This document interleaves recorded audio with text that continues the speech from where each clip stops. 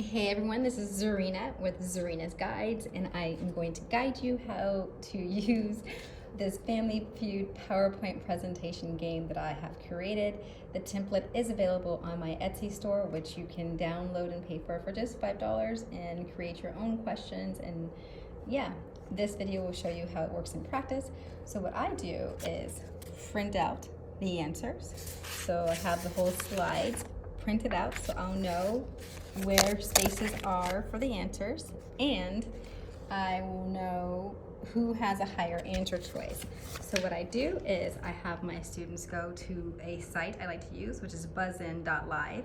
You can create a game with 8 players of 8 buzzers for free, or you can pay 99 cents to have up to 200 buzzers for the day.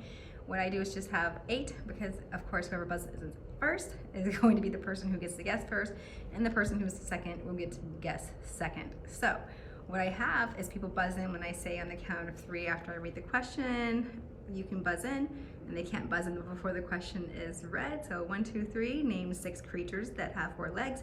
I would wait for someone to buzz. I would get the person whose name is first on my buzz list, which I would have on my phone, because that's easy for me to do, is to have the buzzer on my phone. So I can look and say, hey, okay, Jimmy was first. Jimmy gives me his answer, and let's just say his answer is lions. Well, I have my key, so I'd be like, okay, Jimmy, lions is on the board. However, it's not the top choice.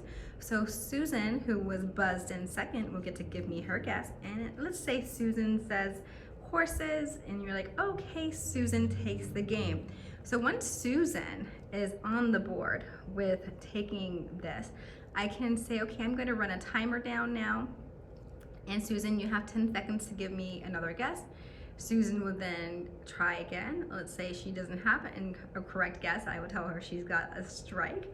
And then if she guesses again and she gets the right one, she can keep guessing until she gets 3 strikes. If she gets 3 strikes, it would go to the next person who buzzes in, and that person who wants to buzz in would try to guess an answer to steal. And if the person can't steal, then Susan would get the points she accumulated, and if the person steals, of course, that person would take over the board and get all the points accumulated, and I would write those points down, keeping track of who gets points for which round. And that's how you can play this in your game, or this game in your classroom. And of course, when you're ready, if you get done with that one, you go on to a new slide and you can play another question. So that's how this works. And again, this template for Family Feud for PowerPoint you can get from my Etsy store. It does have to be played in PowerPoint. It cannot work in Google Slides. And I hope this helps. Goodbye, everybody.